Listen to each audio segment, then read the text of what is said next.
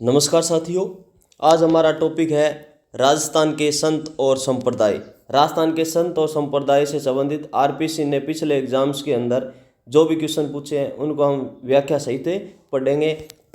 मित्रों, पहला क्वेश्चन है अपना, जसनाथी संप्रदाय के संस्थापक संत राम जसनाथ जी का जन्म किस स्थान पर हुआ था।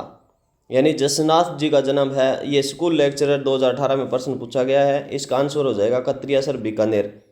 क्या जो जसनाथ जी है उनका जन्म कहाँ पर हुआ था, तो कत्रियासर बीकानेर में हुआ था। मित्रों, संत जसनाथ जी का जन्म कत्रियासर बीकानेर में 1482 ईस्वी में, यहीं पर इस संप्रदाय की मुख्य पीठ भी है। आगे अपना प्रश्न है कि नागौर क्षेत्र में हमूमुद्दीन नागौरी को किस नाम से जाना जाता है, तो सुल्तान ए तारकिन कहते हैं। इनको क्या कहते हैं? सुल्तान ए तारकिन कहते हैं हमूमुद्दीन नागौरी को। हमूमुद्दीन नागौरी को सुल्तान ए तारकिन या फिर सन्यासियों का सुल्तान के नाम से जाना जाता है। इनकी दरगाह कहाँ है? नागौर में है। बिश्नोई संप्रदाय के संस्थापक संत जाम्बो जी ने कुल कितने नियम बनाए थे, तो उन्होंने बनाए थे 29 नियम। कितने बनाए थे? 29 नियम बनाए थे जाम्बो जी ने। तो संत जाम्बो जी ने अपने संप्रदाय के अनुयायियों के लिए 29 नियम बनाए थे, 20 और 9, जिसमें पर्यावरण संरक्षण पर विशेष बल दिया गया है। दादूपंथी संप्रदाय की मुख्य पीठ नरेना, जिसे नारायणा भी कहते हैं, किस जिले में स्थित है? यह है जयपुर दुद्दू जिले में। आजकल जिसको अलग भी बनाया पर जिला नहीं माना जाएगा। तो दादूपंथी संप्रदाय की मुख्य पीठ कहाँ पर है? जयपुर में। दुद्दू जयपुर में है। दादूपंथी संप्रदाय की मुख्य पीठ नारायणा, जो वर्तमान में दुद्दू जिले, पहले जयपुर ग्रामीण में स्थित था, है ना। अभी ये कन्फर्म नहीं है कि दुद्दू को जिला माना जाएगा नहीं माना जाएगा, नहीं माना जाएगा मेरे हिसाब से, है ना। पर आपको ये पूरा ध्यान होना चाहिए कि इसकी मुख्य पीठ है वो दुद्दू जयपुर के अंदर है। निम्बार्क संप्रदाय की मुख्य पीठ सलेमाबाद किस नदी के किनारे स्थित है, तो यह है रूपनगढ़। निम्बार्क संप्रदाय की मुख्य पीठ सलेमाबाद किशनगढ़ अजमेर में है और ये रूपनगढ़ नदी के किनारे पर स्थित है। निम्बार्क संप्रदाय की मुख्य पीठ सलेमाबाद किशनगढ़ अजमेर में, रूपनगढ़ नदी के किनारे। रामसनेही संप्रदाय की रेण शाखा के संस्थापक कौन थे, तो ये थे संत दरियाव जी। जो रेण शाखा है, रामसनेही संप्रदाय की अलग अलग शाखा है, तो इसमें जो रेण शाखा है, कौन सी शाखा? रेण शाखा। इसके जो संस्थापक है वो है संत दरियाव जी। रामसनेही संप्रदाय की रेण शाखा जो नागौर में है, शाखा के संस्थापक है संत दरियाव जी। तो रेण दरियाव जी। मीराबाई के गुरु माने जाने वाले संत रैदास या रविदास का संबंध किस स्थान से था, तो ये वाराणसी बनारस से थे। उत्तर प्रदेश में वाराणसी या बनारस से थे। कौन? संत रैदास या रविदास, जो कि मीराबाई के गुरु थे। संत रैदास का जन्म वाराणसी उत्तर प्रदेश में हुआ था। मीराबाई उनकी शिष्या थी। अलखिया संप्रदाय के संस्थापक स्वामी लालगिरी जी का जन्म किस जिले में हुआ था, तो ये हुआ था चूरू में। अलखिया संप्रदाय के संस्थापक कौन थे? लालगिरी जी। और इनका जन्म कहाँ हुआ था? लालगिरी जी का जन्म चूरू में हुआ था। तो अलखिया संप्रदाय के संस्थापक स्वामी लालगिरी जी का जन्म चूरू में हुआ था। इस संप्रदाय की मुख्य पीठ बीकानेर में है। याद रखना, इस संप्रदाय की जो मुख्य पीठ है ना अलखिया संप्रदाय की, वो बीकानेर में है, जबकि लालगिरी जी का जन्म कहाँ हुआ था? चूरू में हुआ था। ये स्कूल लेक्चरर 2018 में भी ये प्रश्न आया है। संत माऊ जी ने अपने उपदेशों के संग्रह को किस नाम से जाना जाता है, तो चौपड़े। संत माऊ जी जो डूंगरपुर में बेणेश्वर धाम जो मेला भरता है, वहाँ पर जो भजन गाए जाते हैं उनको चौपड़े कहते हैं, और उनके उपदेशों का संग्रह भी क्या है? चौपड़े है। तो संत माऊ जी ने अपने उपदेशों के संग्रह को किस नाम से जाना जाता है? चौपड़े। संत माऊ जी निष्कलंक संप्रदाय डूंगरपुर में है के उपदेशों का संग्रह चौपड़े कहलाता है। ये भविष्यवाणी से संबंधित है। यानी इन चौपड़े में क्या बताया गया है? भविष्यवाणी की गई है। बिश्नोई संप्रदाय की मुख्य पीठ कहाँ स्थित है, तो ये है मुकाम तालवा नोखा बीकानेर। मुकाम तालवा नोखा बीकानेर, इसमें जो ऑप्शन है वो मुकाम सही होगा। बिश्नोई संप्रदाय की मुख्य पीठ मुकाम तालवा बीकानेर में स्थित है, जहाँ जाम्बो जी ने समाधि ली थी। रामस्नेही संप्रदाय की शाहपुरा शाखा की स्थापना किसने की थी? तो ये की थी संत रामचरण जी। जो शाहपुरा शाखा है, कौन सी शाखा? शाहपुरा शाखा है, इसकी स्थापना की थी रामचरण जी ने। तो शाहपुरा रामचरण जी। रामस्नेही संप्रदाय की प्रमुख पीठ शाहपुरा जो भीलवाड़ा में है, संस्थापक संत रामचरण जी थे। शाहपुरा कहाँ पर है? भीलवाड़ा में है। नागपंथ या आई पंथ के संस्थापक कौन थे? तो आई माता थी। आई माता बिलाड़ा जोधपुर ने रामदेव जी से प्रेरित होकर आई पंथ की स्थापना की थी, जिसे नागपंथ भी कहते हैं। संत पीपाजी का वास्तविक नाम क्या था? तो प्रतापराव खिंची था। संत पीपाजी का वास्तविक नाम क्या था? प्रतापराव खिंची। संत पीपाजी जो गागरोन झालावाड़ के खिंची राजपूत शासक थे, जिनका मूल नाम प्रतापराव खिंची था। गागरोन झालावाड़ से संबंधित है संत पीपाजी, याद रखना। दादू पंथी संप्रदाय के किस संत ने आजीवन दूल्हे के वेश में रहने का प्रण लिया था? तो ये हो जाएंगे रजब जी। दादू पंथी संप्रदाय के संत थे जो आजीवन दूल्हे के वेश में रहे, वो कौन से थे? रजब जी। तो संत रजब जी ने अपने गुरु दादू दयाल जी के उपदेश सुनने के बाद तुरंत वापस लौट आए और आजीवन दूल्हे के वेश में रहे।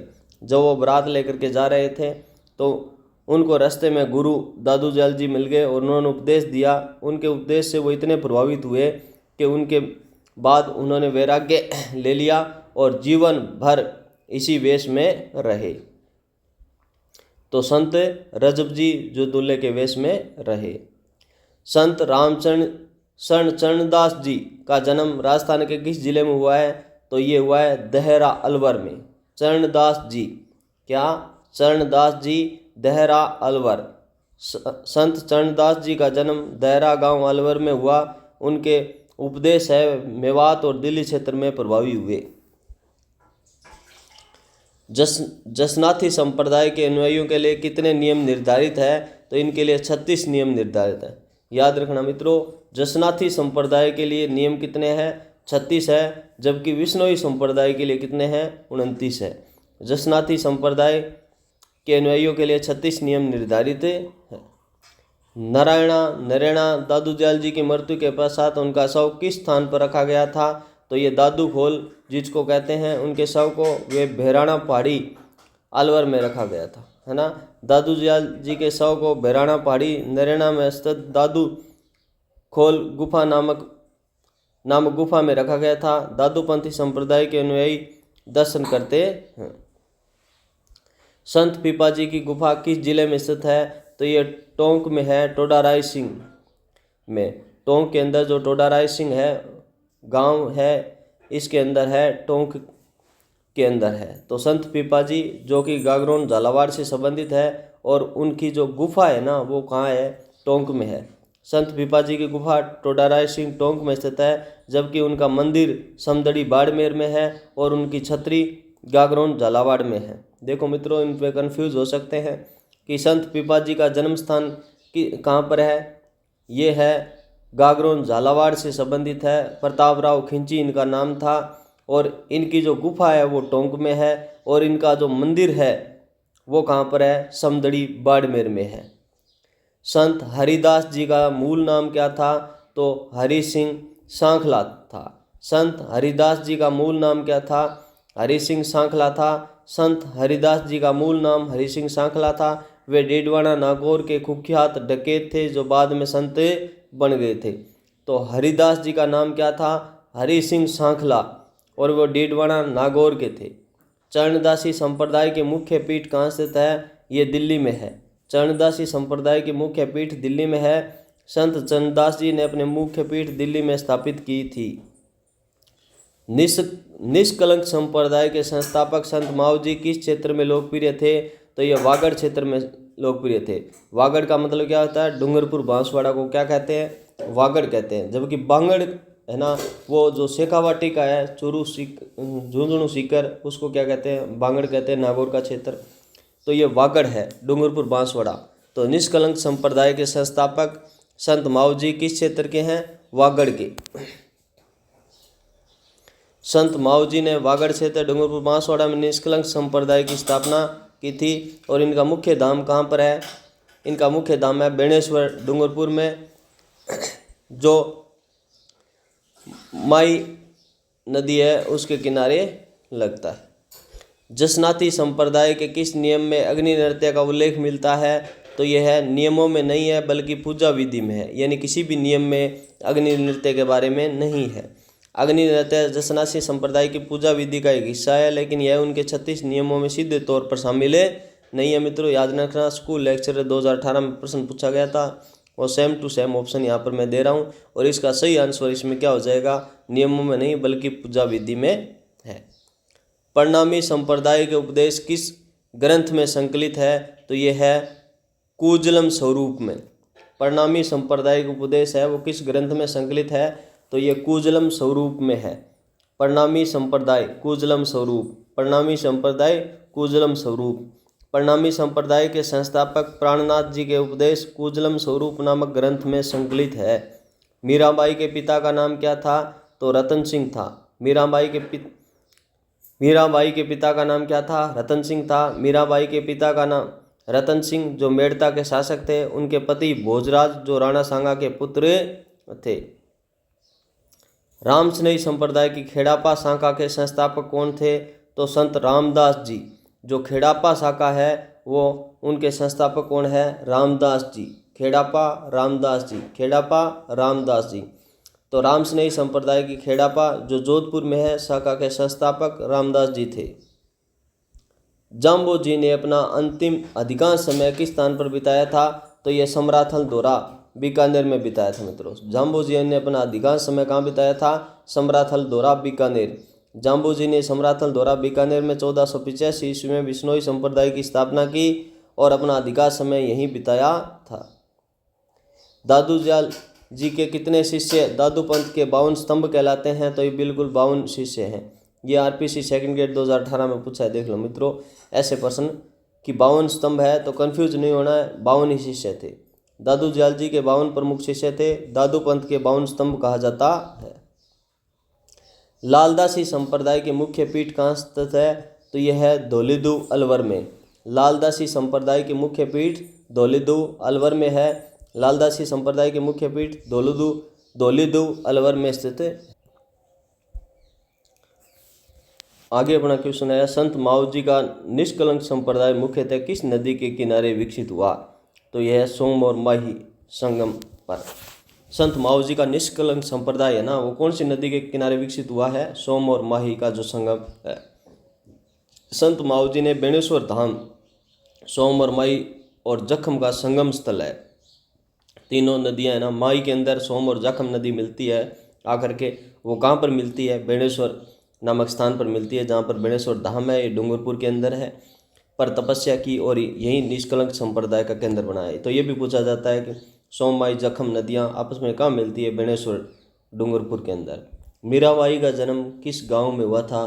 तो मीराबाई का जन्म है वो कुड़की गांव पाली में हुआ था। मित्रों याद रखना, नागौर से भ्रमित मत होना, कुड़की गांव पाली में हुआ था। मीराबाई का जन्म कुड़की गांव पाली में लगभग 1498 ईस्वी में हुआ था। दादू पंथी संप्रदाय की किस शाखा ने गृहस्थ जीवन नहीं त्यागने का प्रण लिया था? तो यह है नागा। देखो मित्रों, दादू पंथी संप्रदाय की किस शाखा ने गृहस्थ जीवन नहीं त्यागने का प्रण लिया था? कि ऐसी कौन सी शाखा थी जिसने ये कहा था कि हम गृहस्थ भी साथ में रहेंगे साधुओं के साथ में, परंतु इसमें इनके जो न्यायी है, खालसा है, विरक्त है, उत्तरादय है, नागा है, परंतु ऐसा कुछ इनमें नहीं है। क्या? कि ऐसा कोई भी इनका पंथ या इनकी शाखा नहीं है जिन्होंने गृहस्थ जीवन बिताया हो। परंतु पता नहीं, आरपीएससी ने आरएएस प्री 2013 में ये प्रश्न पूछा है ना, आरएएस प्री 2013 में प्रश्न पूछा है और इसका आंसर है ना वो क्या मान लिया? नागा मान लिया, सही है ना। तो इसको देखते हुए आप इसका हवाला दे सकते हो कि आरपीसी ने आरएएस प्री 2013 के अंदर ये प्रश्न दिया है और ये नागा सही माना है। और यदि ऐतिहासिक दृष्टि से देखें तो इसमें कोई आंसर सही नहीं होगा। तो यदि आप आरपीसी की परीक्षा दे रहे हो तो आप इसमें यदि ऐसा क्वेश्चन दोबारा रिपीट होता है तो आप नागा सही कर सकते हो। बाकी अपने विवेक के ऊपर है, आप क्या करो या नहीं करो। ठीक है मित्रों। दादूपंथी संप्रदाय की नागासाकी के 9 साधुओं के साथ गृहस्थ जीवन बिताते थे। चरणदासी संप्रदाय में कितने नियम है? 42 है। चरणदासी संप्रदाय के नियम कितने हैं? 42 है। चरणदासी संप्रदाय के 42 नियम निर्धारित हैं। संत हरिदास जी द्वारा स्थापित संप्रदाय का नाम क्या है? निरंजनी संप्रदाय। हरिदास जी संत निरंजनी संप्रदाय। संत हरिदास जी द्वारा स्थापित संप्रदाय का नाम क्या है? निरंजनी संप्रदाय। क्या नाम है? निरंजनी संप्रदाय है। संत हरिदास जी ने निरंजनी संप्रदाय की स्थापना की, जिसके मुख्य पीठ गाडा डीडवाना नागौर में है। कहाँ पर है? गाडा डीडवाना नागौर में निरंजनी संप्रदाय। संत हरिदास जी। निरंजनी संप्रदाय संत हरिदास जी। राम स्नेही संप्रदाय के साधु किस रंग के वस्त्र धारण करते हैं? ये गुलाबी रंग के वस्त्र धारण करते हैं। एलडीसी 2016 में पूछ लिया। क्या? राम स्नेही संप्रदाय के साधु किस रंग के वस्त्र धारण करते हैं? तो गुलाबी। राम स्नेही संप्रदाय के साधु गुलाबी रंग के वस्त्र धारण करते हैं। संत लालदास जी ने अपने उपदेश किस भाषा में दिए हैं? तो ये दिए मेवाती। लालदास जी ने का संबंध मेवात क्षेत्र अलवर भरतपुर से था, इसलिए उनके उपदेश मेवाती भाषा में ही है। जाम्बो जी ने किस स्थान पर समाधि ली थी? ये मुकाम बीकानेर में। जाम्बो जी ने मुकाम तालवा बीकानेर में समाधि ली थी, जो बिश्नोई संप्रदाय की मुख्य पीठ है। दादू दयाल जी ने आमेर के किस शासक को उपदेश दिया था? तो ये दिया था भगवंत दास को। यानी दादू दयाल जी ने आमेर के किस शासक को उपदेश दिया था? तो भगवंत दास को उपदेश दिया था। दादू दयाल जी ने आमेर के शासक भगवंत दास मान सिंह के पिता थे को उपदेश दिया था, जो बारमल के पुत्र थे और मान सिंह के पिता थे। भगवंत दास जी को उपदेश दिया था। जसनाथ जी ने किस आयु में जीवित समाधि ली थी? 24 वर्ष की आयु में। मित्रों याद रखना, जसनाथ ने जसनाथी संप्रदाय चलाया है, वो 24 वर्ष तक ही जीवित रहे। 24 वर्ष के बाद समाधि ले ली। संत जसनाथ जी का जन्म 1482 ईस्वी में। उन्होंने 1506 ईस्वी में 24 वर्ष की आयु में जीवित समाधि ले ली, फिर भी इतना बड़ा नाम कर दिया। आज देख लो 24 वर्ष की आयु में क्या कर पाते हो। संत धन्ना जी का संबंध किस जिले से है? टोंक से है। संत धन्ना जी का संबंध किससे है? टोंक से है। संत धन्ना जी का जन्म धुआं कला टोंक में हुआ था। उन्हें राजस्थान में भक्ति आंदोलन का जनक माना जाता है। तो राजस्थान में भक्ति आंदोलन का जनक कौन है? तो संत धन्ना जी है। किससे आपने सुने होंगे। चरणदासी संप्रदाय की अनुयायी महिला संत कौन थी? तो यह है दयाबाई और सहजोबाई। चरणदासी संप्रदाय के महिला संत कौन है? दयाबाई और सहजोबाई। संत चरणदास जी की 2 प्रमुख शिष्या थी, दयाबाई जिसने दयाबोध लिखा और सहजोबाई जिसने सहज प्रकाश लिखा। इनके नाम से यह कोई मुश्किल नहीं है। तो संत मावजी के चोपड़े किस अवसर पर बाहर निकाले जाते हैं? रक्षाबंधन के। संत मावजी के चोपड़े है भविष्यवाणियाँ हैं, वर्ष में 5 बार बाहर निकाले जाते हैं, जिनमें रक्षाबंधन है वो प्रमुख है। तो इसका आंसर है आप रक्षाबंधन ही कर देना। संत पिप्पा जी की छतरी कहाँ पर है? ये गागरोन झालावाड़ में। संत पिप्पा जी के गागरोन का शासन छोड़कर संन्यास लिया था। उनकी छतरी गागरोन दुर्ग झालावाड़ में स्थित है। इनकी गुफा वो टोंक में है। निम्बार्क संप्रदाय किसकी पूजा की जाती है? राधा कृष्ण युगल रूप की पूजा की जाती है, एक साथ पूजा की जाती है। निम्बार्क संप्रदाय में राधा और कृष्ण। निम्बार्क संप्रदाय राधा कृष्ण की पूजा उनके युगल जोड़े के रूप में करता है। मीराबाई ने अपना अंतिम समय कहाँ व्यतीत किया था? तो ये द्वारका गुजरात में किया था। मित्रों याद रखना, मीराबाई की मृत्यु कहाँ हुई थी या अंतिम समय कहाँ बिताया था? तो द्वारका गुजरात में बिताया था। ये आरपीसी स्कूल लेक्चर 2016 में पूछा गया है और 2013 में 3rd ग्रेड में भी पूछा गया है। मीराबाई ने अपना अंतिम समय द्वारका में रणछोड़ राय जी के मंदिर में व्यतीत किया या उनका विलय माना जाता है। संत जसनाथ जी को जागीर किसने प्रदान की थी? तो सिकंदर लोधी ने दी थी। मित्रों याद रखना कि संत कौन थे? जसनाथ जी। और उनको जमीन किसने दी, जागीर किसने दी थी? सिकंदर लोधी ने। संत जसनाथ जी को चमत्कारी शक्तियों से प्रभावित होकर सिकंदर लोधी ने उन्हें कतरियासर बीकानेर में जागीर दी थी। दादूपंथी संप्रदाय की मृत्यु के बाद शव का अंतिम संस्कार कैसे किया जाता है? जंगलों में पशु पक्षियों के लिए छोड़ दिया जाता है। तो दादूपंथी संप्रदाय में शव को न जलाया जाता न दफनाया जाता, बल्कि उसे जंगलों में पशु पक्षियों के खाने के लिए छोड़ दिया जाता है। परनामी संप्रदाय की मुख्य पीठ राजस्थान में कहाँ स्थित है? ये जयपुर में है। तो परनामी संप्रदाय की मुख्य पीठ तो पन्ना मध्य प्रदेश में है, लेकिन इसकी उपशाखा राजस्थान में जयपुर में है। यदि राजस्थान में पूछे ना तो इसकी शाखा कहाँ है? जयपुर में है। जबकि मुख्य पीठ परनामी की कहाँ है? पन्ना मध्य प्रदेश में है। लालदासी संप्रदाय के प्रवर्तक संत लालदास जी किस जाति के थे? तो ये मेव थे, मेव किसान थे, मेवात से थे।